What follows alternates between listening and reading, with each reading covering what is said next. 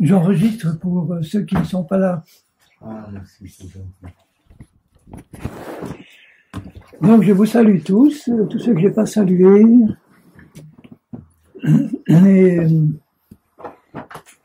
on a bien prié que le Seigneur conduise ces moments, parce qu'il sait exactement quels sont nos besoins personnels. Et comme il est bon, il veut nous faire du bien. Il veut nous prendre là où on est pour nous amener plus loin et plus haut, jamais plus bas. Alors, le thème de ces 3 jours, pour ceux qui peuvent venir, c'est les 4 piliers de la vie chrétienne, ou les 4 piliers de la vie de l'Église. Les 4 piliers comme une table, là. Et je partirai du verset du livre des Actes, au chapitre 2 du livre des Actes. Vous vous rappelez, dans Acte 1, le Seigneur leur donne ses dernières recommandations. Il leur dit, ne quittez pas Jérusalem tant que vous ne serez pas baptisés du Saint-Esprit. Ils étaient déjà convertis à Jésus. Il leur manquait quelque chose, le baptême de l'Esprit. Il leur manquait d'être remplis. Et quand ils ont été remplis, le jour de la Pentecôte, Pierre a fait devant tous les Juifs qui étaient là un petit discours. Et ce petit discours se termine par cette phrase, alors je vais vous la lire dans Acte 2, au verset 36. Pierre dit, donc ceux qui étaient en face de lui, c'était des Juifs qui venaient en pèlerinage, en fait qui venaient pour la fête de la Pentecôte, l'une des 3 fêtes annuelles où tous les mâles, tous les hommes devaient venir à Jérusalem pour la fête. Alors il dit à ces Juifs que toute la maison d'Israël, que tous les Juifs sachent avec certitude que Dieu a fait Seigneur et Christ. Christ, ça veut dire Messie, ce Jésus que vous avez crucifié. Donc, pour des Juifs, c'était quelque chose d'extraordinaire que, imaginez les Juifs qui attendaient le Messie depuis des centaines d'années. Ils n'ont pas reconnu, pour la plupart, quand il est venu, et ils l'ont livré aux Romains qui l'ont crucifié. On savait qu'il devait être livré pour être crucifié pour nous. Mais il leur dit, celui que vous avez crucifié, c'est le Messie. Alors pour des Juifs, ça c'était le coup de massue. On a crucifié le Messie qu'on attendait depuis des centaines d'années. Et tout de suite après, au verset 37, ayant entendu ce discours, ils eurent le cœur vivement touché. Il y avait quoi? Il y avait de quoi? Et ils dirent à Pierre et aux autres apôtres, hommes, frères, que ferons-nous? Qu'est-ce qu'il faut qu'on fasse maintenant? On réalise qu'on a crucifié le Messie. Ils ne savaient pas encore il n'avait pas vu ressusciter, il n'avait pas, bon. Qu'est-ce qu'il faut faire? Pierre leur dit, repentez-vous. Ça veut dire regretter. Dites à Dieu, je regrette ce qu'on a fait. Et que chacun de vous soit baptisé ou plongé au nom de Jésus-Christ pour le pardon de vos péchés, parce que vos péchés ont été pardonnés, parce que vous vous êtes repentis. Et vous recevrez le don du Saint-Esprit. Vous recevrez aussi le baptême de l'Esprit. Amen. Et alors, au verset 41, ceux qui reçurent de bon cœur, il y en a qui l'ont reçu de bon cœur, il y en a qui n'ont pas accepté cette parole. Ceux qui reçurent de bon cœur sa parole furent baptisés. Vous voyez qu'il ne tardait pas pour baptiser quelqu'un. Hein. Dès que quelqu'un était converti à Jésus, tout de suite il était plongé. Baptisé, ça veut dire plongé. Qui représente une mort et une résurrection. S'il y en a ici qui n'ont pas encore été plongés, mais qui ont cru au Seigneur, il va falloir le faire au plus vite. Amen. On a une baignoire en dessous, Voilà. et on est prêt à le faire. Ah ouais. Moi, je veux bien. Tu n'es pas encore plongé? Pas du Saint-Esprit. Ah non, ça c'est autre chose. Ah. Non. L'autre, ou le baptême d'eau. Tu parles du baptême d'eau. Oui, oui. Après le baptême de l'Esprit, on voit dans les Actes des Apôtres que les chrétiens, quand ils étaient convertis, enfin ceux qui n'étaient pas convertis, une fois qu'ils l'étaient, les apôtres leur disaient, maintenant que tu es converti, tout de suite dans l'eau. Ça traînait pas. Ils regardaient là où il y avait de l'eau et ils les plongeaient. Et ensuite, il leur disait, maintenant, il va falloir que tu sois rempli. Parce que maintenant que tu es converti, tu as le Saint-Esprit. Tous ceux qui sont convertis, toi aussi, Suzanne, tu as le Saint-Esprit. Oui. Mais si on n'est pas baptisé, on n'est pas encore rempli. Et pourquoi il voulait qu'on soit rempli? Parce qu'il vaut mieux être rempli que pas rempli. Parce que plus on a la présence de l'Esprit en nous, plus vite ça ira pour qu'il nous conduise dans la bonne direction. Il y a des tas de chrétiens qui ne sont pas baptisés, ils sont sauvés, il n'y a pas de problème pour eux, ils peuvent être enlevés au sens où le Seigneur ne va pas les laisser sans qu'ils aient compris le baptême de l'Esprit. Il ne va pas les laisser parce que c'est tellement dans le cœur du Seigneur de nous remplir, au point qu'il leur dit dans le chapitre 1, ne faites rien. Il leur avait dit, allez dans le monde entier, et maintenant il leur dit, ne bougez pas tant que vous ne serez pas remplis. Donc vous voyez que tous ceux qui ne sont pas remplis, ils ont la promesse de l'être avant de partir, de monter au Seigneur, vers le Seigneur. Donc tous ceux qui ont été touchés furent plongés, et au verset 41, le nombre des disciples augmenta d'environ 3000 âmes, d'un coup. Mais vous voyez, il emploie le mot disciple, pas le mot converti. Le mot converti, ça veut dire que mon cœur a été touché, je me suis converti à Jésus-Christ, j'ai compris qu'en lui donnant mon cœur et ma vie, il ôte mes péchés, il me pardonne. Il enlève, il efface tous mes péchés. Maintenant, l'étape suivante, c'est devenir un disciple. Un disciple, c'est celui qui a choisi Jésus comme son maître. Et quand on choisit quelqu'un comme maître, on apprend de lui ce qu'il veut nous apprendre.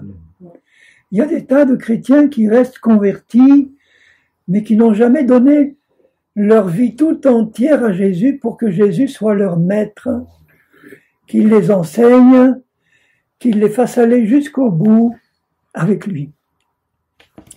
Donc, qu'est-ce qu'ils vont faire ces disciples? Au verset 42, c'est ce verset-là qui va servir pour tout le séminaire.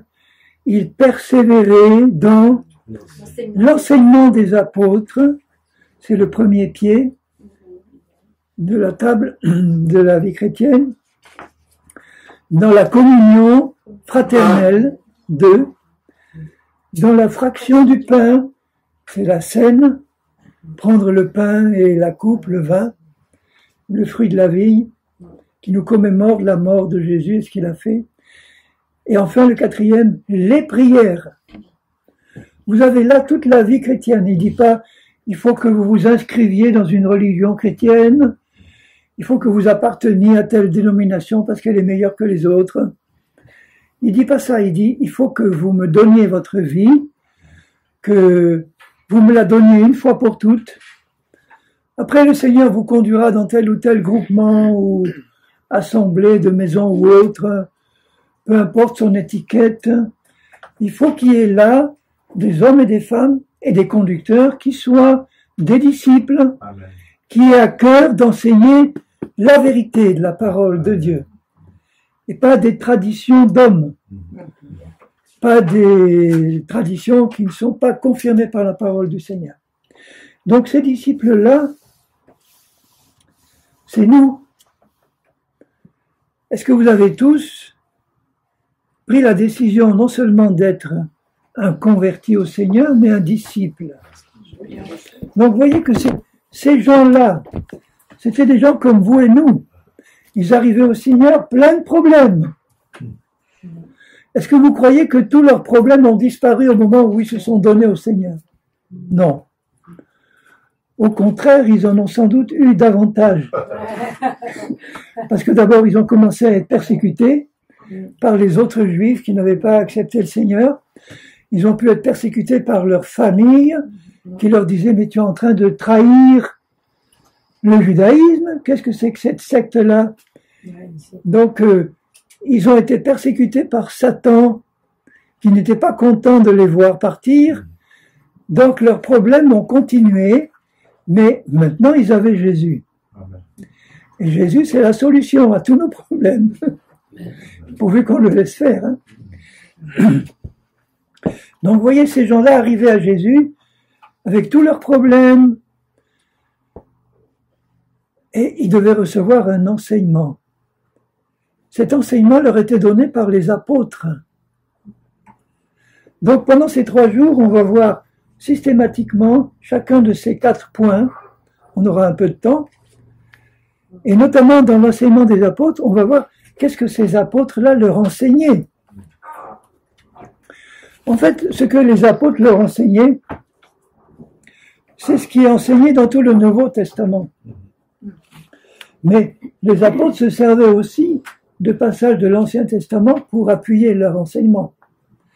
C'était un enseignement qui était quand même nouveau pour ces Juifs. On leur parlait d'une nouvelle alliance, on leur parlait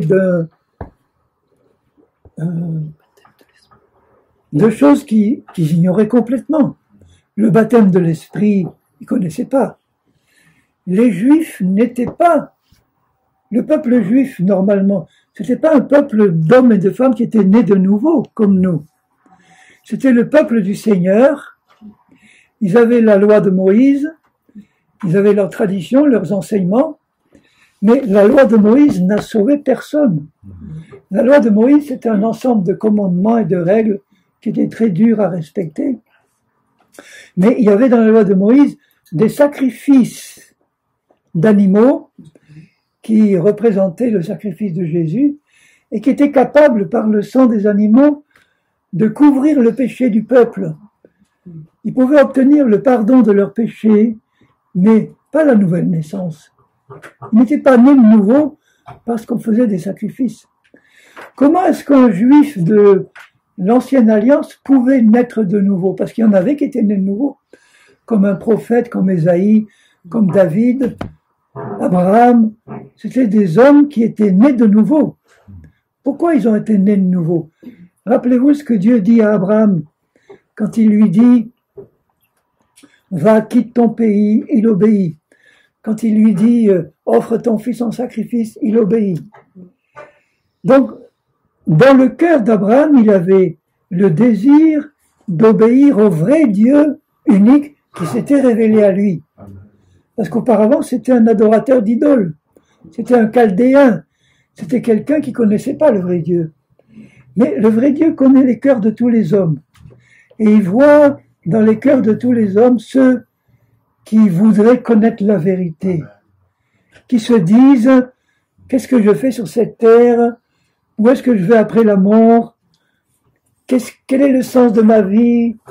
Tous les hommes se disent ça. Tous les hommes aimeraient bien avoir une réponse claire à ces problèmes-là.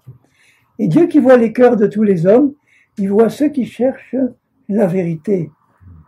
Abraham cherchait la vérité. Donc le vrai Dieu se révèle à lui. Et quand le vrai Dieu se révèle à quelqu'un, on reconnaît que c'est le vrai Dieu. On ne se trompe pas parce qu'il sait se faire reconnaître.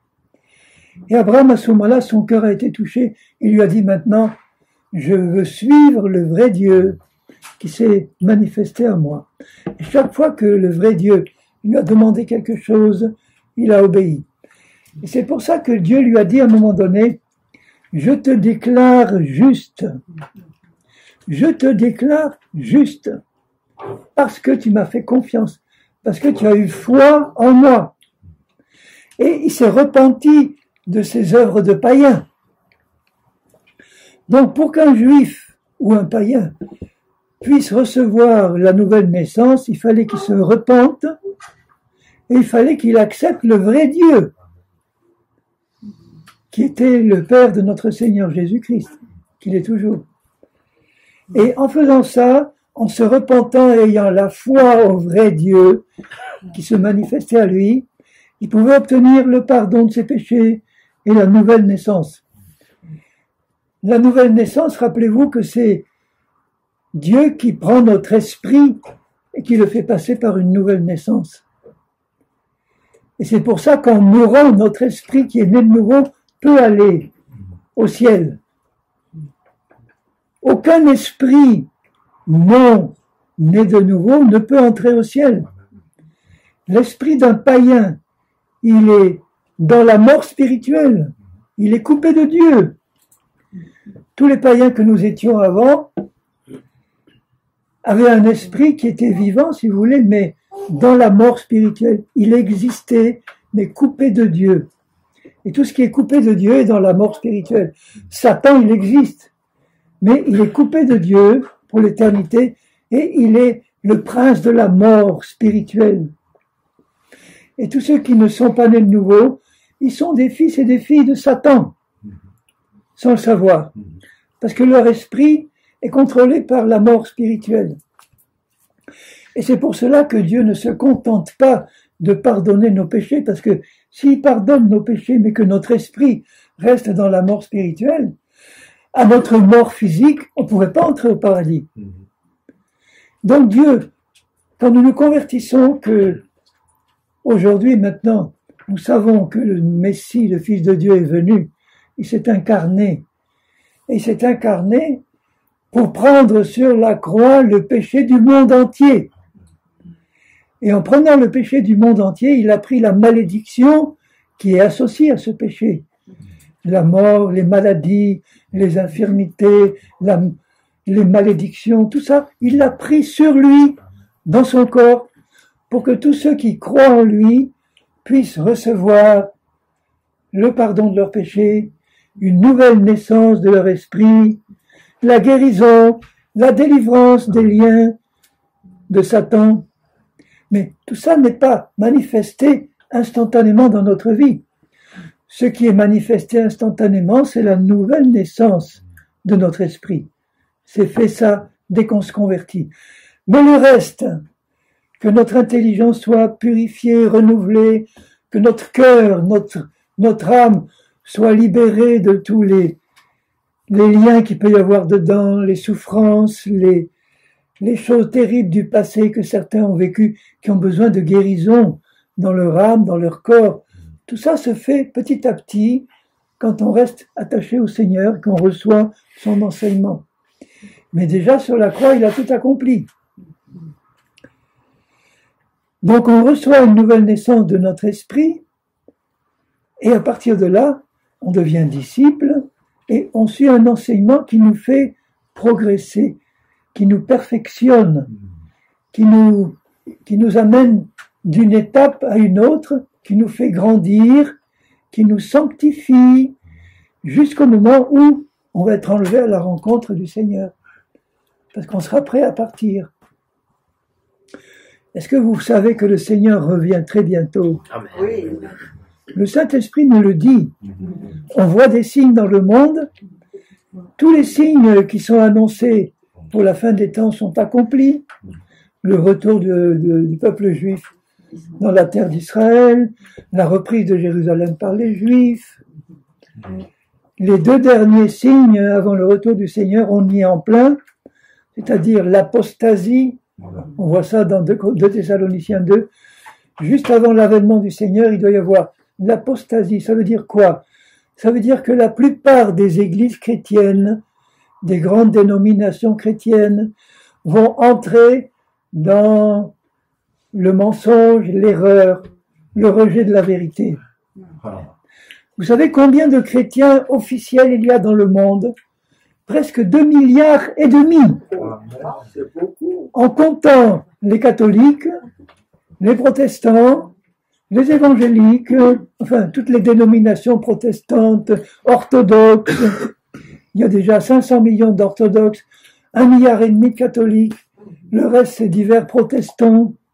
Bon, Parmi tous ceux-là, combien sont nés de nouveau dans leur esprit?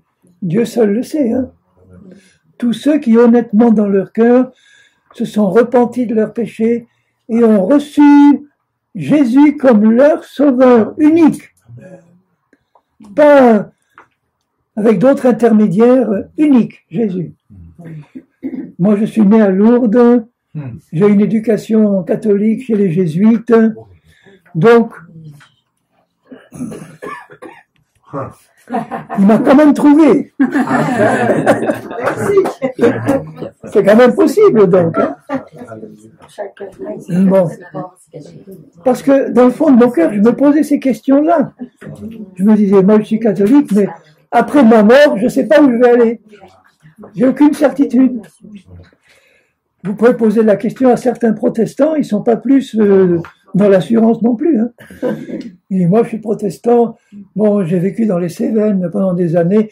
J'ai rencontré des protestants des Cévennes qui étaient les descendants des Huguenots, mais qui étaient simplement religieux. Je savais qu'ils n'étaient pas nés de nouveau, mais ils me disaient, moi, je suis protestant jusqu'au bout des ongles. Et je ne changerai pas de religion. Mais il y a des catholiques qui me disent ça aussi. Moi, vous ne me ferez pas changer de religion.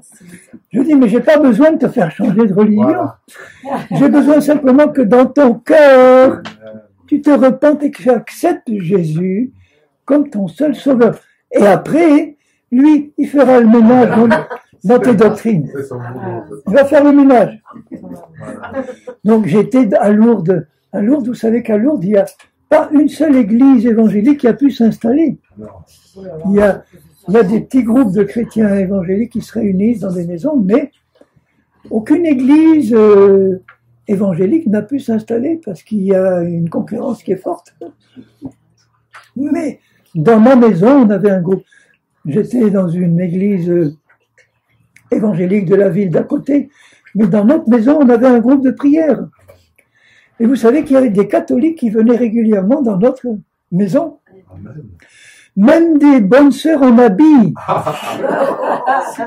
du monastère d'à côté qui avaient soif de vérité et qui venaient là en habit écouter la parole. J'avais même un petit stand sur le marché de Lourdes où je distribuais des Bibles ou des livres chrétiens, et celui qui avait ce stand avant que j'arrive, c'était un pasteur évangélique, et j'avais su ce qui lui était arrivé une fois. Il voit arriver un jour devant son stand une sœur en habit qui s'approche et qui lui dit, vous êtes pasteur? Oui, monsieur le pasteur, j'ai une question à vous poser. Qu'est-ce qu'il faut faire pour être sauvé? La sœur lui dit ça. Et lui, il a la bonne réponse, il dit, ma sœur, vous n'avez rien à faire pour être sauvé. Vous devez simplement que croire que Jésus vous a sauvé et l'accepter. Ah, elle a été touchée. Il lui a expliqué un peu plus. Il lui a dit, mais il suffit de croire que sur la croix, Jésus a porté vos péchés et il vous en a libéré. Et que vous le receviez dans votre cœur comme votre sauveur et votre Seigneur. Elle a dit, ça va, j'ai compris. Elle s'est convertie. Elle a quitté son habit. Elle s'est mariée avec un bon chrétien. Et ils ont été heureux. Voilà. Je ne vous dis pas qu'ils ont eu beaucoup d'enfants, puisqu'elle avait déjà un certain âge. Bon. Donc ça, c'est la première étape. Donc avant de commencer le séminaire proprement dit, je voudrais simplement rappeler qu'il s'adresse à des hommes et des femmes qui sont là ou qui vont écouter, qui d'abord sont passés par l'étape de la conversion à Jésus-Christ, c'est-à-dire d'avoir confessé, d'avoir reconnu qu'ils étaient pécheurs devant Dieu, devant Jésus, et d'avoir accepté cette vérité. Jésus est le Fils de Dieu, il est Dieu, le Fils, qui s'est incarné et qui a pris sur lui à la croix mes péchés, les péchés du monde, et qui les a expiés. Je le reconnais et je le reçois, lui, Jésus, comme mon Sauveur et mon Seigneur. Donc si c'est le cas pour vous tous, vous êtes nés de nouveau. Si ce n'est pas le cas, parce qu'il y en a qui écoutent et qui sont peut-être manés de nouveau, je leur dis, faites tout de suite cette prière que je vais faire pour vous et avec vous maintenant. Donc si c'était le cas pour l'un de vous, puisque je ne vous connais pas tous, mais faites cette prière avec moi. Seigneur mon Dieu, je reconnais devant toi que je suis pécheur ou pécheresse et que le salaire du péché c'est la mort, c'est la condamnation parce que tu es un Dieu juste. Mais je reconnais aussi que dans ton amour, tu as envoyé Jésus ton Fils pour s'incarner dans la chair, pour mourir sur la croix par amour pour moi. Et Seigneur, je reconnais devant toi que Jésus est mort pour mes péchés, qu'il a payé pour mes péchés. Et je t'accepte maintenant comme celui qui est mort pour moi. Je te reçois dans ma vie, dans mon cœur, comme mon sauveur. Je te confesse de ma bouche comme celui qui m'a sauvé. Je crois que tu as porté mes péchés sur la croix, que tu m'en as délivré. Et je te donne ma vie tout entière maintenant, pour que tu en prennes soin et que tu me conduises jusque dans la vie éternelle en ta présence. Voilà, Seigneur, au nom de Jésus, je te fais cette prière. Amen. Amen. Ceux qui ont fait cette prière du fond de leur cœur, ils sont nés de nouveau. Amen. Même s'ils n'ont rien senti, Dieu a fait sa part. Moi, je vous garantis que le jour où j'ai écouté le message de l'Évangile, pour la première fois à Grenoble, il y a déjà quelques années, où j'ai fait dans mon cœur cette prière que le pasteur faisait sur l'estrade avec lui, je ne savais pas que j'étais passé par une nouvelle naissance de mon esprit. J'ai pas senti une nouvelle naissance se passer parce que c'est quelque chose de profond qui se passe au niveau de l'esprit, pas au niveau de mon intelligence. Mais quand même, parce que dans mon cœur j'ai fait cette prière, pardon pour mes péchés, je te reçois comme mon sauveur. Là, j'ai accepté cette pensée que mes péchés étaient pardonnés. Parce que le pasteur m'avait dit, si tu fais cette prière, tes péchés sont pardonnés. Donc je l'ai accepté. Et dans mon cœur, j'ai simplement ressenti une paix et une joie. Mais ne vous occupez pas de ce que vous ressentez ou pas. Il y en a qui ressentent rien. Mais vous devez croire simplement que vos péchés sont pardonnés. Et qu'il vous a accepté comme son enfant. Et il va passer son temps maintenant à se révéler à vous tel qu'il est. Et à vous révéler à quel point il vous aime.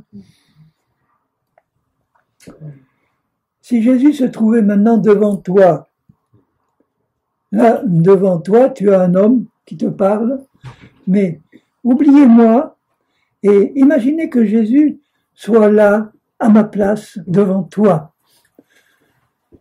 visible en chair et en os, parce qu'il est ressuscité, il a un corps de chair et d'os, qui n'a pas les mêmes propriétés que le nôtre, mais il est dans un corps ressuscité. Il te regarderait, qu'est-ce qu'il ferait de toi, qui est son enfant? Il te prendrait dans ses bras, il te serrerait dans ses bras, il te dirait, je t'aime. Je voudrais te dire à quel point je t'aime.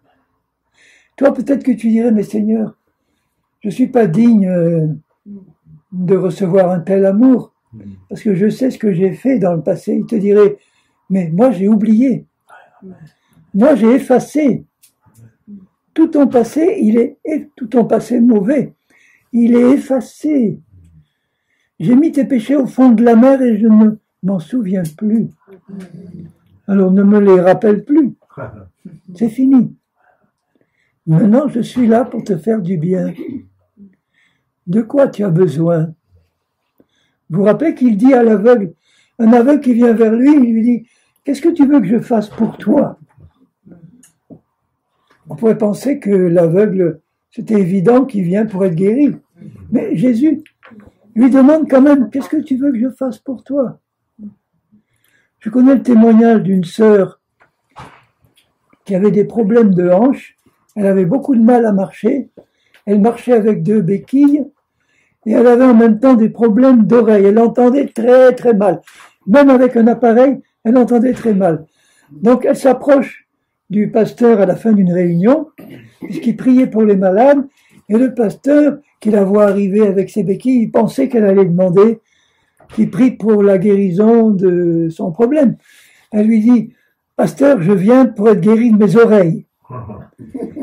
Et je suis sûr que si vous priez pour moi, je vais être guéri. Donc elle était dans la foi.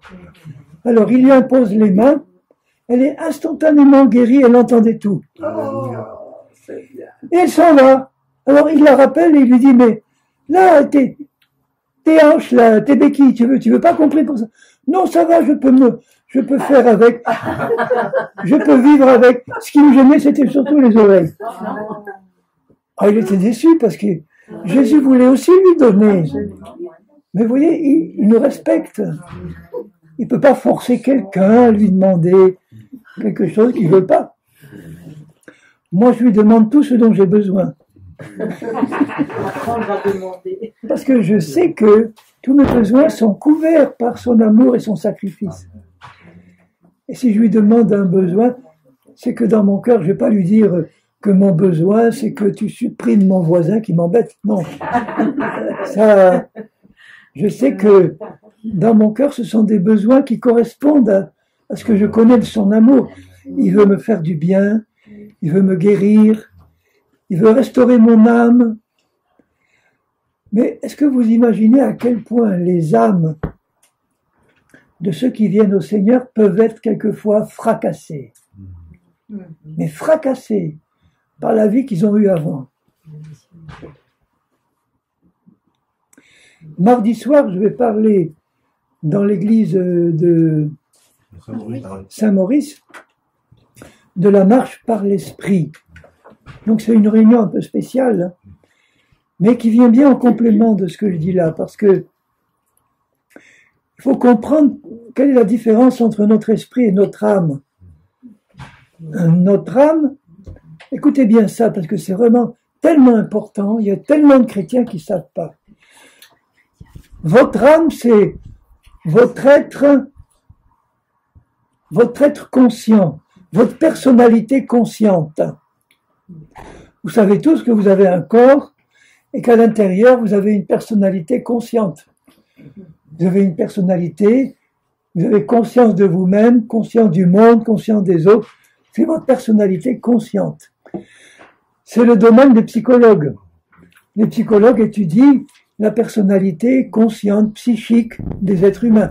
Les médecins, eux, ils s'intéressent au corps. Les psychologues s'intéressent à l'âme. C'est-à-dire, notre âme comprend un intellect, des pensées, des réflexions.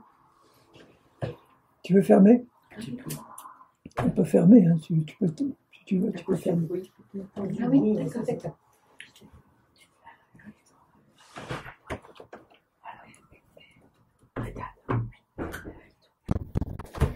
L'intellect, c'est les réflexions, les pensées, les raisonnements.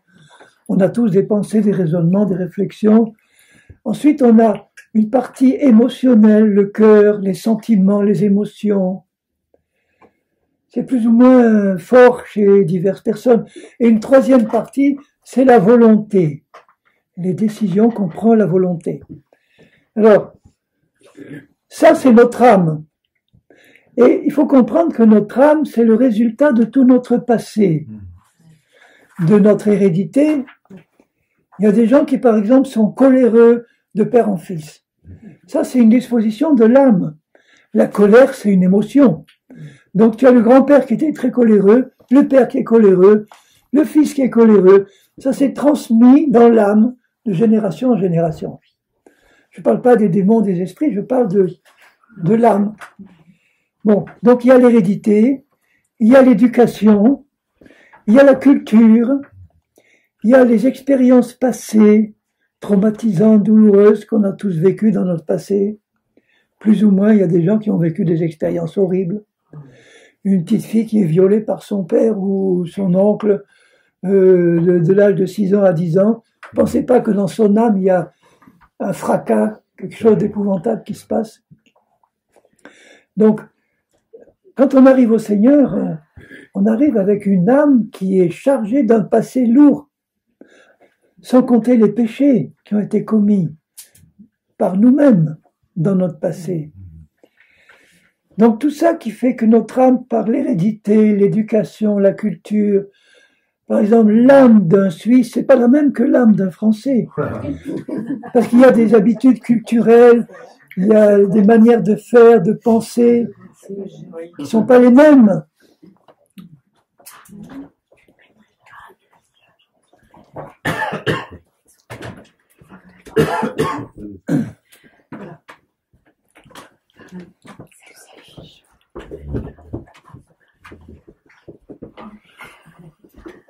Bienvenue.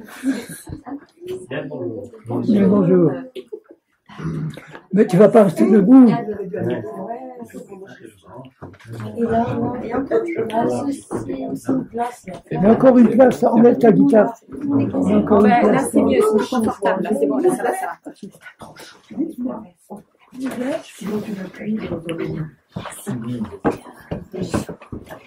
Donc, je disais que je venais de commencer le séminaire par rappeler ce verset de Acte 2, où il dit il persévérait dans l'enseignement des apôtres, dans la communion fraternelle, dans la fraction du pain et dans les prières. Et avant d'entrer dans le détail, j'expliquais que pour faire ça, il faut d'abord passer par une nouvelle naissance. Il faut d'abord être un chrétien né de nouveau. Et on passe par une nouvelle naissance en nous repentant de nos péchés, en acceptant Jésus comme notre Sauveur et Seigneur. J'étais en train de dire que demain soir, il va y avoir une réunion à Saint-Maurice, dans l'église de Saint-Maurice, pour expliquer ce que c'est que la marche par l'esprit. Mais sans attendre, j'expliquais la différence entre l'âme et l'esprit. Et j'expliquais que l'âme, c'est notre personnalité consciente, qui est façonnée par tout notre passé, notre hérédité, notre éducation, notre culture, nos traumatismes d'enfance et autres, tout notre passé, qui fait que notre personnalité consciente, elle a façonné dans notre image, dans notre pensée, une image de nous-mêmes, avec nos qualités, nos défauts. Donc on se connaît, au moins en partie, tel qu'on arrive. Quand on arrive au Seigneur Jésus, on se connaît avec une certaine personnalité qui est la nôtre, parce qu'on a vécu tout ce qu'on a vécu. Et je disais que la personnalité des Suisses, c'est pas la même que la personnalité des Français, ou j'ai vécu 12 ans en Afrique, je sais pas d'où tu viens, ma sœur. Cameroun, donc j'ai vécu au Cameroun, j'ai passé mon premier bac à Yaoundé au lycée Leclerc, je connais le Cameroun, j'aime le Cameroun, et je sais que la psychologie d'un Camerounais, c'est pas celle d'un Français. Hein. Donc moi, je suis à moitié africain dans mon cœur, parce que, enfin disons dans mon âme, quand je suis arrivé au Seigneur, j'avais 12 ans de vie en Afrique, qui ont fait que mon âme n'était pas tout à fait la même qu'un métropolitain pur. Il y avait des différences. Donc on arrive comme ça au Seigneur, et à partir de là, le Seigneur va travailler dans notre âme pour la transformer, la purifier, la perfectionner. Mais notre esprit, c'est pas notre âme. Notre esprit, c'est la partie la plus profonde de notre être. Notre esprit, c'est un être complet, fait de substance spirituelle, qui est notre être profond, véritable. Si vous pouviez voir votre esprit avec vos yeux, vous verriez une personne réelle qui a une tête, des yeux, des bras, des jambes, comme votre corps. Ça, c'est votre être réel. Nous n'en avons pas conscience dans notre âme que nous avons un esprit comme ça à l'intérieur. C'est ce que les hommes du monde appellent le fantôme ou l'ange. Vous vous rappelez que quand Pierre frappe à la porte après sa libération par l'ange, il était prisonnier, il y a un ange qui le libère, il va frapper à la porte et il y a une servante qui l'entend, Rhode, qui entend la voix de Pierre et elle va dire aux autres, c'est Pierre qui est à la porte. Et elle dit, mais c'est pas possible, il est en prison. J'étais en train de prier pour sa libération, il avait été exaucé, mais il ne croyait pas. Et il dit, c'est son ange, hein. C'est son esprit. Il dit, non, C'est dans Actes, je te dirai après. Oui, dans Actes, au début du livre des Actes. C'est son ange, hein. Parce que dans la tradition populaire, bon, l'ange, c'est pas forcément l'ange de Dieu qui est l'ange gardien, comme on dit. C'est l'esprit. Quand dans l'Ancien Testament, il y a Saül qui va dans la magicienne d'Endor, qui demande d'invoquer l'esprit du prophète Saül, elle fait apparaître l'esprit du prophète Saül. Et la Bible ne dit pas que c'est un démon déguisé en Saül. C'est vraiment l'esprit de Saül. Je ne sais pas comment ça se passe, mais Dieu a permis pour donner une leçon à Saül. L'esprit de Samuel. Donc, pardon, l'esprit de Samuel. L'esprit de Samuel qui se présente, c'est, avec d'autres termes, c'est son fantôme ou son ange qui se présente. Avec la permission de Dieu, parce que normalement, il aurait dû rester là, dedans. Enfin, je mets ça de côté. Cela dit, notre esprit, c'est une personne intérieure complète. Un homme intérieur ou une femme intérieure qui est, avant que nous nous convertissions, qui est dans la mort spirituelle, qui est coupé de Dieu. Et si une telle personne meurt, son esprit qui est coupé de Dieu va en enfer, directement. C'est la raison pour laquelle personne ne peut se convertir après la mort. C'est avant que nous devons nous convertir. Alors, qu'est-ce qui se passe au moment où nous nous convertissons? Dieu pardonne nos péchés, mais il prend notre esprit qui était dans la mort spirituelle, il n'y a que lui qui peut le faire, ça, et il le fait passer par une nouvelle naissance. Il le recrée. Il le recrée.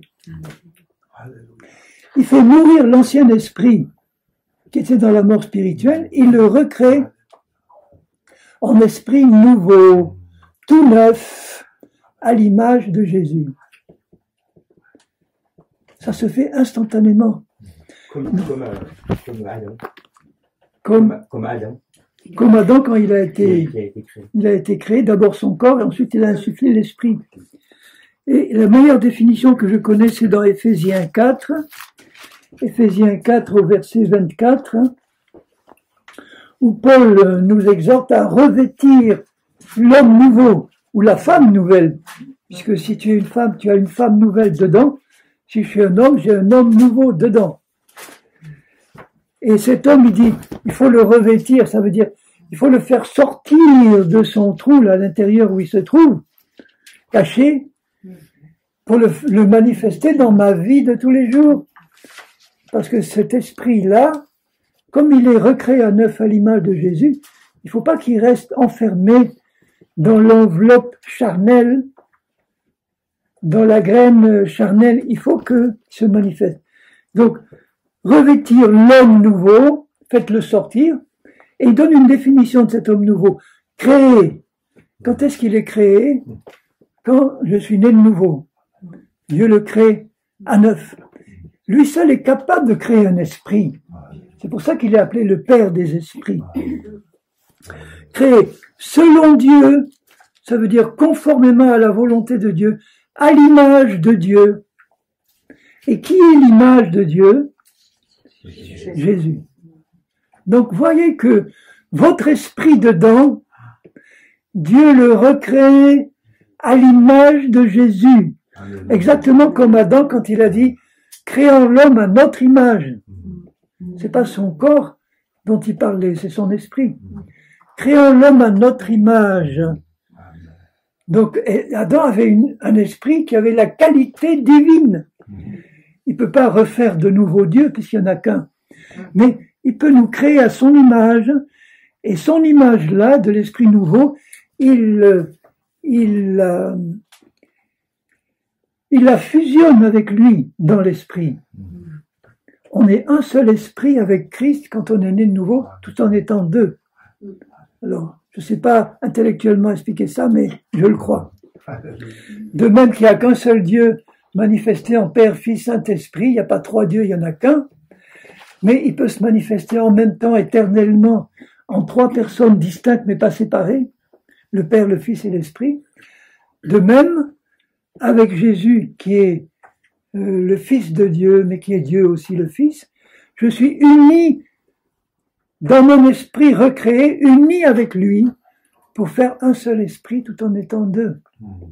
Et je reçois dans mon nouvel esprit toutes les caractéristiques divines qu'il est lui. C'est-à-dire, dans mon esprit, il est créé selon Dieu, dans une justice et une sainteté que produit la vérité, qui est Jésus. Non, mon esprit est saint, mon esprit est juste. Saint comme Dieu, juste comme Dieu. Ça, c'est le cadeau de Dieu.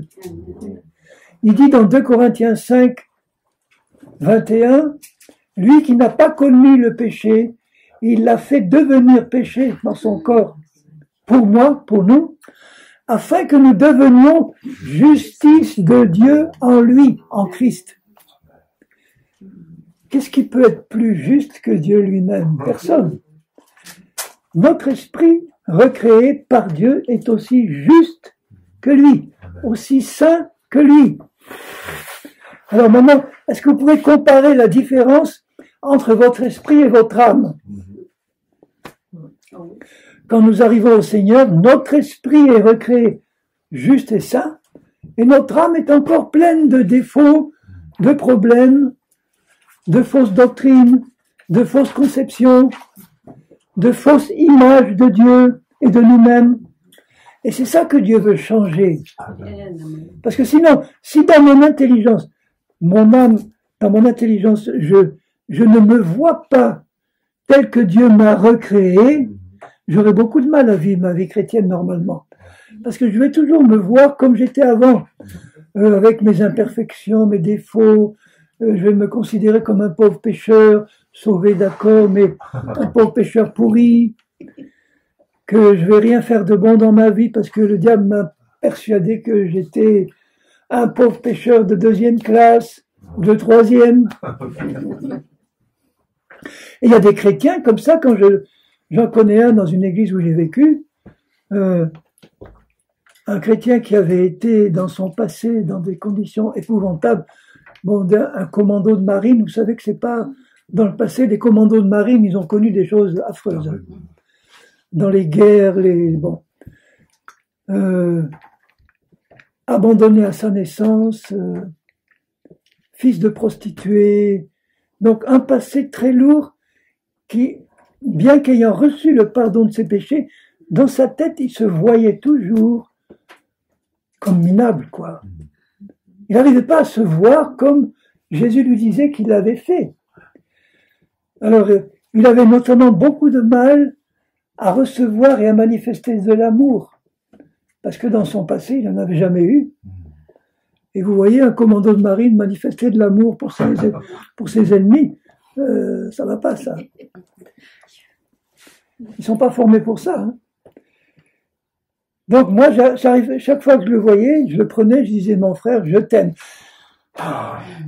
Presque ça le blessait.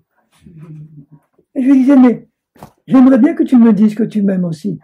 Alors, il faisait un gros effort. Il arrivait à me dire, je t'aime, mais c'était dur. Et un jour, je le vois arriver dans l'église, il s'approche de moi, puis il me dit, Henri, je t'aime.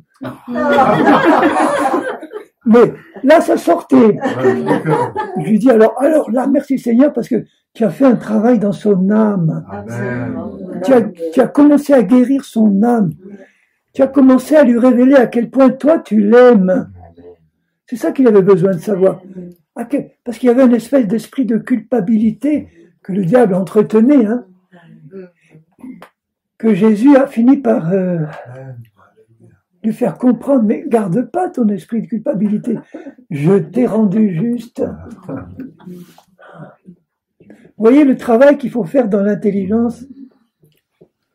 Moi, j'ai connu des chrétiens à qui j'enseignais ça, mais je voyais bien qu'au début, ils n'acceptaient pas. Parce qu'on leur avait dit toute leur vie dans leur église, il faut pas que tu oublies toute ta vie que tu seras un pécheur jusqu'au bout. Mais que Dieu t'a sauvé parce qu'il est venu sauver les pécheurs. Donc, ils gardent une mentalité de pécheur et En ayant une mentalité de pécheur, en croyant qu'on est pécheur, on ne peut que pécher. Ah ben, on se repent, on demande pardon, d'accord, merci. Mais on passe une vie à pécher, à demander pardon, à pécher, à demander pardon. C'est déjà bien de recevoir le pardon, mais il veut quand même qu'on passe à une autre étape. Qu'on comprenne ce qu'il a fait de nous, des justes. Bon, il ne faut pas tomber dans le piège inverse en disant maintenant que je suis juste, regardez-moi, maintenant, j'ai plus aucun défaut. Non. Je suis juste dans mon esprit, mais je vais avoir l'œil ouvert sur les choses qui doivent changer dans ma vie pratique. Parce que mon âme, elle n'est pas encore entièrement perfectionnée. Donc là, je compte sur le Seigneur pour qu'il me dise, tu vois, là, Henri, là, tu as eu encore, regarde la petite réaction que tu as eue. C'était de l'impatience. Ah oui, Seigneur, je le reconnais. Ben, est-ce que tu sais que cette impatience-là, ça vient de la chair? Ça vient de la chair? De l'ennemi? C'est de la haine envers la personne en qui tu étais impatiente. Ou bien tu as eu une petite réaction de... Oh, mais c'était pas... Non, appelle un chat un chat. Je reconnais, Seigneur, que c'est un péché. Ok. Le sang de Jésus efface ça tout de suite. Le sang de Jésus est toujours disponible pour nous. Hein. Tous nos péchés jusqu'à cet instant ont été déjà effacés.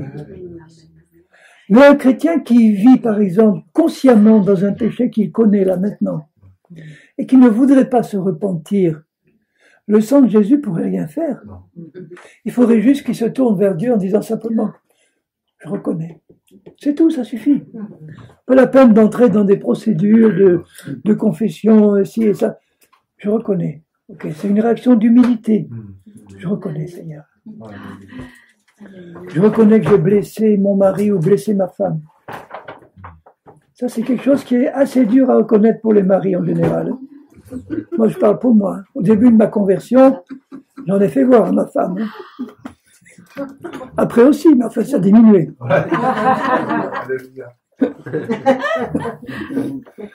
Mais quand même, j'étais pas quand même satisfait chaque fois qu'il y avait même un petit quelque chose, parce que le Saint-Esprit me disait, tu vois, tu as encore des progrès à faire. Je me dis oui, je reconnais, Seigneur. Je veux les faire avec toi, ces progrès. Je ne veux pas me contenter de dire, mon homme nouveau dedans, il est parfait, il est saint, il est pur. C'est lui qui va rejoindre le Seigneur si je meurs avant que Jésus revienne.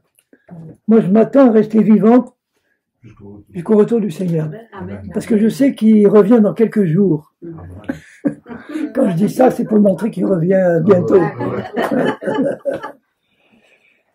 Donc, je suis prêt à partir à tout moment. Voilà, c'est ça. Et que si l'Esprit de Dieu me dit, là, tu viens de faire quelque chose qui n'est pas juste, hein, tout de suite, je dis, ok, Seigneur, c'est bon. Hop, le sang de Jésus efface ça, et je repars.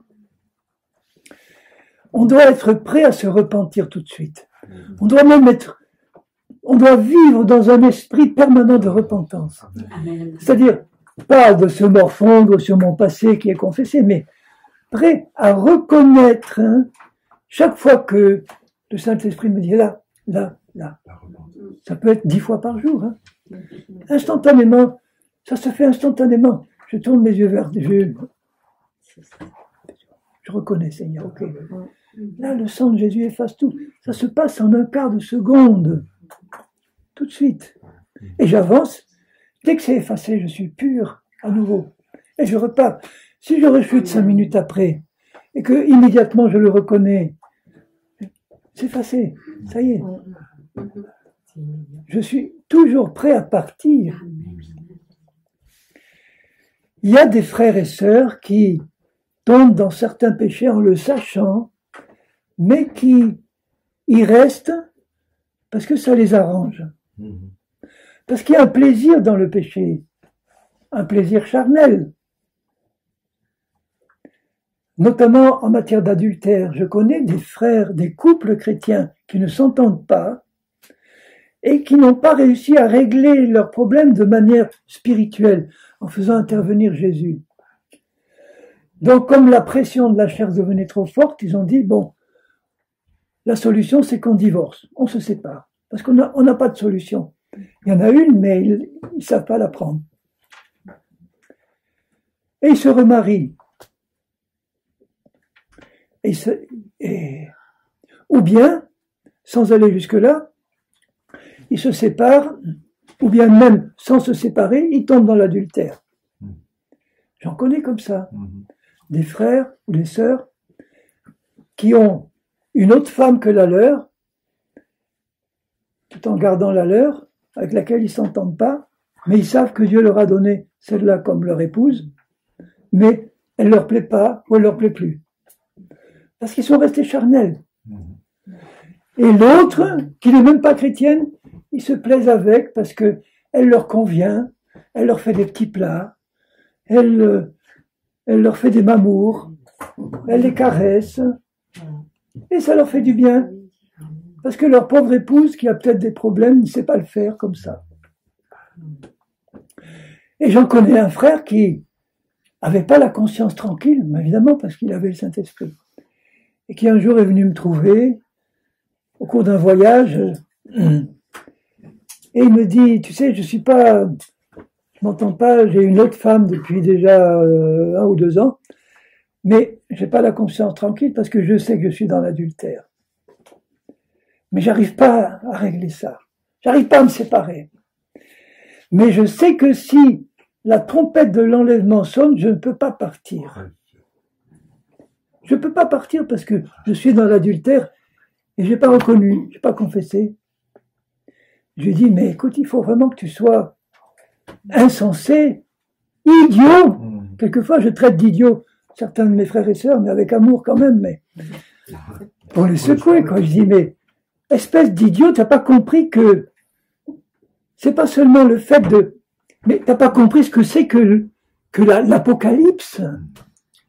Que ceux qui vont rester, ça va être horrible. On va leur imposer la marque de la bête, et ceux qui vont refuser, ils vont être décapités. Ça va être un temps mais épouvantable, où les montagnes, des météorites vont aller dans l'océan, ça va faire des tsunamis. Il y a 2 milliards de personnes qui vont mourir en un instant. Il va y avoir des tremblements de terre, des guerres, des famines, je ne sais pas s'il va rester 2% de la population actuelle vivante quand Jésus va revenir, ou 5, enfin je n'ai pas de chiffres, mais j'ai fait le compte dans l'Apocalypse de ça va être des milliards, des milliards. Combien d'habitants il y a sur la Terre? 7 milliards et demi? 8. Bon. Eh ben, je ne sais pas s'il va rester 500 millions d'êtres vivants quand Jésus va revenir. Des milliards vont mourir. Et toi, tu dis que tu es prêt à passer dans le... Ça va pas, mais tu es idiot, vraiment. Idiot, étymologiquement, ça veut dire que tu n'as pas la connaissance. Alors il commence. Je dis, mais pas seulement ça. En employant des langages bien qu'ils comprennent. Au moment où tu es en train de faire l'amour avec la femme qui n'est pas la tienne là, si Satan arrive à te donner une crise cardiaque, et que tu n'as même pas le temps de confesser, tu vas en enfer direct. Alors ça a été le coup de massue. Il s'est repenti, il a fini par quitter cette femme, à revenir, à confesser son péché et à demander pardon. Merci Seigneur. Jésus ne va jamais nous lâcher. Mais je crois que c'est ça, il faut parler très très fort. Il faut parler clair. Dans les églises. Il faut parler clair. On n'entend pas ça. On devrait. Quand Jésus dit, une fois que Jésus se met en colère, c'était toujours une colère sainte, hein. Il se mettait en colère contre les pharisiens parce qu'ils avaient besoin d'entendre race de vipères, sépulcre blanchi. Et quand il leur disait ça, ses yeux devaient avoir une flamme. Il disait pas, mais mes chers petits pharisiens, non, sépulcre blanchi. Génération perverse et corrompue qui vous a appris à fuir la colère de Dieu. Boum. Ça c'est Jean-Baptiste.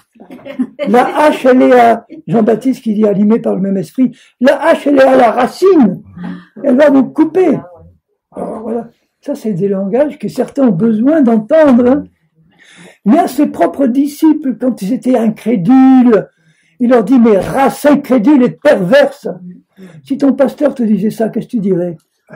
Race incrédule et perverse, jusqu'à quand je vais te supporter? Jusqu'à quand je vais être avec vous?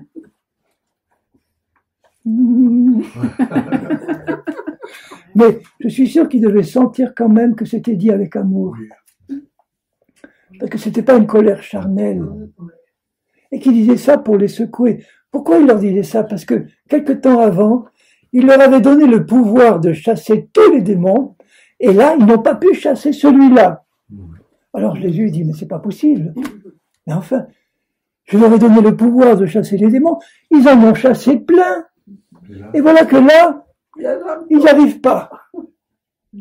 Et à la fin, en privé, parce qu'en public, ils n'osaient pas lui poser la question, en privé, il dit, Seigneur, pourquoi on n'a pas pu chasser celui-là? À cause de votre incrédulité.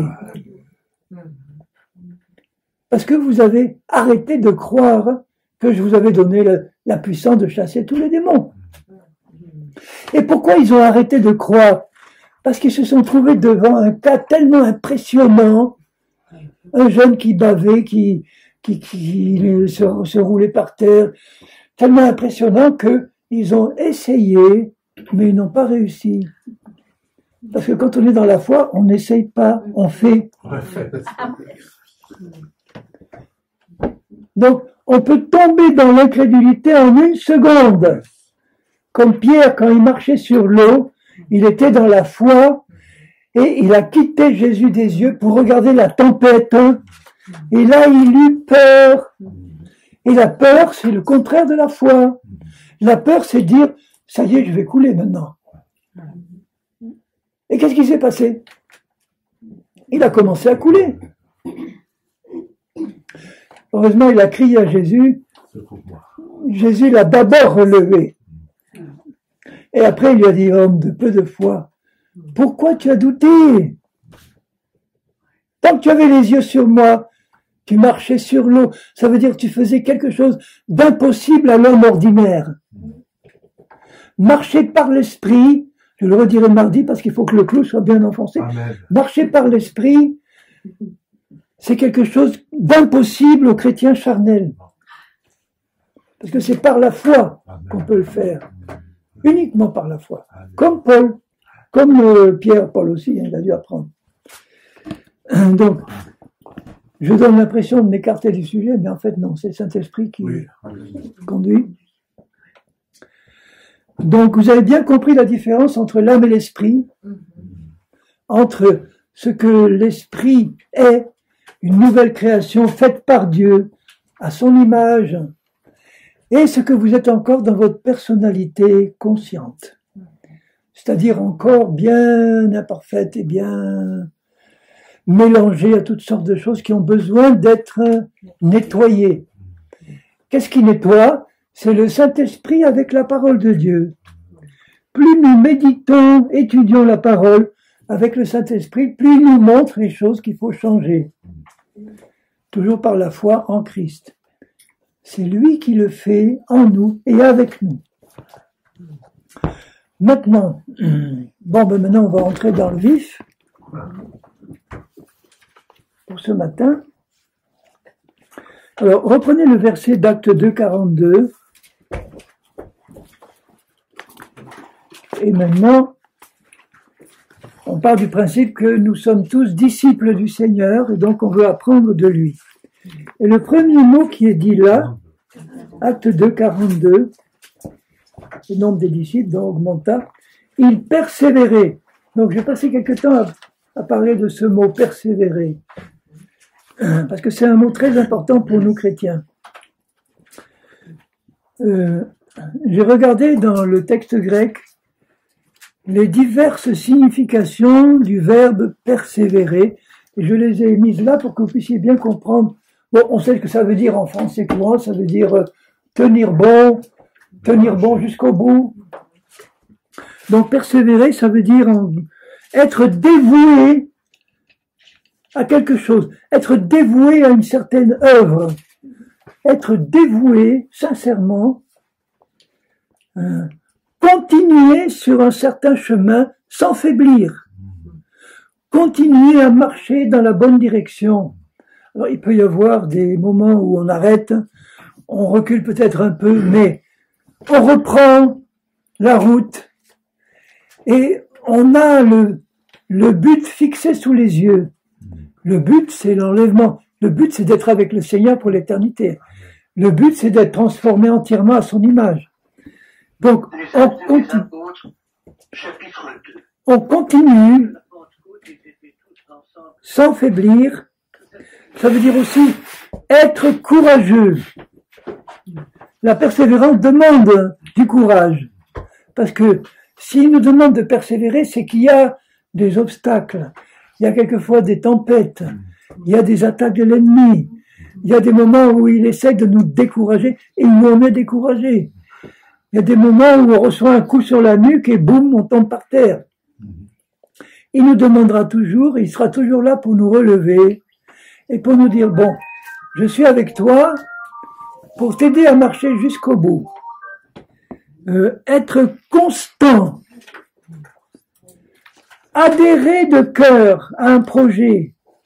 Vous voyez, quand on adhère de cœur à un projet, celui du Seigneur, on va persévérer jusqu'au bout parce qu'on sait que son projet, il est bon.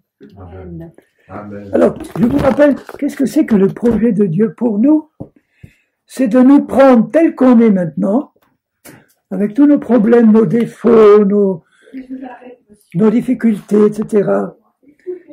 Et de nous prendre tel qu'on est et de nous amener jusqu'au but avec lui. Amen. C'est quoi le but? C'est la perfection dans tous les domaines.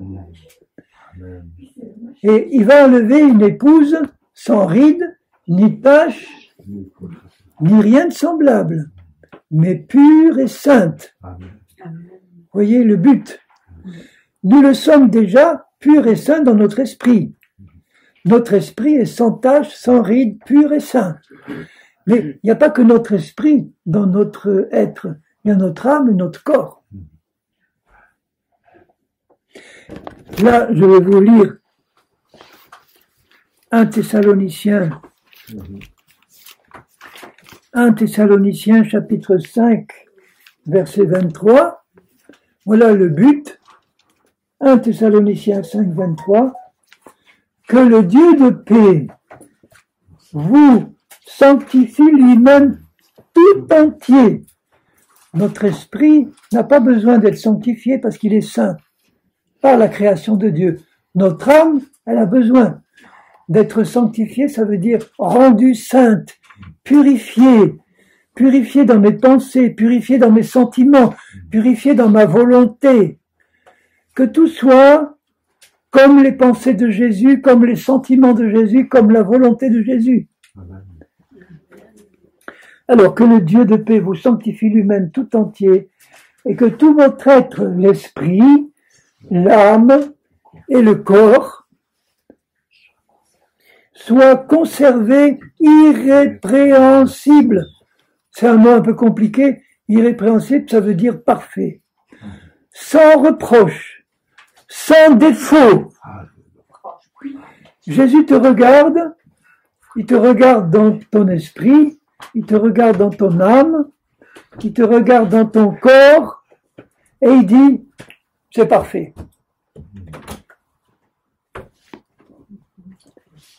Lors de l'avènement de notre Seigneur Jésus-Christ. C'est quoi l'avènement de notre Seigneur Jésus-Christ pour nous? C'est l'enlèvement. Donc vous voyez qu'au moment de l'enlèvement, tout en nous sera rendu parfait. Alléluia. L'esprit l'est déjà, mais l'âme et le corps le seront aussi. Amen. Moi, au début, quand je lisais ça, je disais, ouh là là, mais ça va prendre du temps. Il faut que mon âme soit parfaite comme celle de Jésus avant l'enlèvement. Mais si Jésus revient dans 3 jours, est-ce que je serai comme ça? Et le diable me dit, mais non, tu ne seras pas comme ça. Ça va être trop long. Toi, tu es trop dur à cuire pour Dieu. Ça va prendre trop de temps. Tu vois bien depuis le temps, depuis les 20 ans que tu es converti, tu en es encore en train de faire ça et ça. Alors, je vous expliquerai comment ça peut être fait le jour de l'enlèvement. Même si l'enlèvement vient dans 1 heure, vous pouvez être dans cette situation-là. Amen. Parce que, qu'est-ce qui va se passer? Donc, je vous le rappelle rapidement, je vais le rappeler mardi soir, mais ça ne sera pas mauvais que je vous le rappelle plusieurs fois. Bien.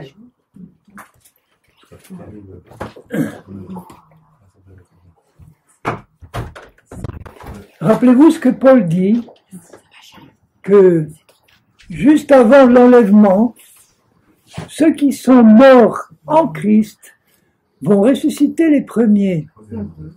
Et ils vont recevoir un corps glorifié, pur, comme celui de Jésus. Et leur esprit, qui est en ce moment en train d'attendre là, devant le trône de Dieu, il va redescendre, récupérer un corps tout neuf. Et leur âme sera entièrement pure, puisque dans ce corps tout neuf, il n'y aura pas la chair de péché qui est dans notre corps actuellement. Notre corps actuellement, c'est un corps mortel dans lequel habite une puissance de péché qui s'appelle la chair.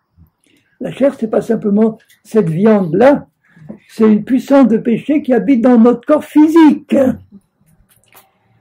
dont on ne sera délivré que au moment de l'enlèvement. Mais si on apprend à marcher par l'esprit, on apprend à annuler cette puissance de péché qui est dans notre corps physique pour qu'elle ne nous contrôle plus. Ça s'apprend ça.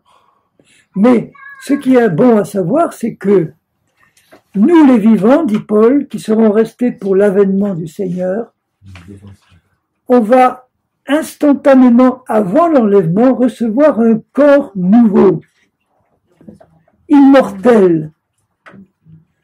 Donc, c'est comme si Dieu prenait avec sa main puissante la puissance de péché qui habite dans notre corps actuel, qui s'appelle la chair, et il arrache de notre corps, qui devient à ce moment-là immortel. Et les ramifications charnelles qui pouvaient rester dans notre âme sont ôtées en même temps qu'il enlève cette chair de notre corps physique. Je prends l'image d'une pieuvre. Une pieuvre, c'est un animal qui a un gros corps bien rond et 8 tentacules. Alors imaginez que le corps de la pieuvre, c'est la chair qui habite dans notre corps physique, et les tentacules, c'est ce qu'elle a réussi à mettre dans notre âme, comme pensée, comme sentiment, comme volonté charnelle. Mais au moment où le Seigneur va enlever la pieuvre de notre corps physique, il va arracher de notre âme tout ce qui s'y trouve encore comme résidus charnels, qui n'auront pas eu encore le temps d'être sanctifiés par ma vie de sanctification quotidienne, qui va me demander quand même d'avoir jusque-là. Donc il ne s'agit pas de se dire maintenant, puisque Jésus va faire ça juste avant l'enlèvement, donc maintenant actuellement, je n'ai pas besoin de me sanctifier. Il ne faut pas dire ça. Hein. Pourquoi? Parce que si on prend l'habitude de ne pas se laisser sanctifier maintenant, on risque de se laisser contrôler par la chair en étant dans le péché au moment où ça viendra, la trompette va sonner et on ne sera pas prêt à partir. C'est pour ça qu'il faut vivre maintenant une vie de sanctification permanente, parce que ça nous apprend à rester libres du contrôle de tout péché, parce que nous vivons dans le désir de nous laisser sanctifier en permanence à chaque instant. Mais ça sera achevé juste avant l'enlèvement. Parce que tous ceux qui seront dans cet état d'esprit-là, avant d'être enlevés, donc cette pieuvre va disparaître, notre corps physique va être transformé en corps parfait, immortel, et notre âme va être parfaitement pure. Et ceux qui sont morts avant et qui viennent de ressusciter, eux aussi sont dans leur corps parfaitement pur, et eux et nous allons monter vers Jésus dans un état de vierge pure, sans ride, ni tache, ni rien de semblable. Ça sera tout achevé. Et il dit à la fin du verset 23, donc au verset 24, « Celui qui vous a appelé est fidèle, et c'est lui qui le fera. Amen. Donc il est en train de le faire maintenant dans nos vies, au fur et à mesure que nous nous laissons sanctifier par lui. On progresse dans la perfection de notre être entier, et lui va l'achever complètement juste avant l'enlèvement. Bon, ben, je vais rester là pour ce matin. Merci. Alléluia. Ça, c'est sûr. On va prendre la suite tout à l'heure.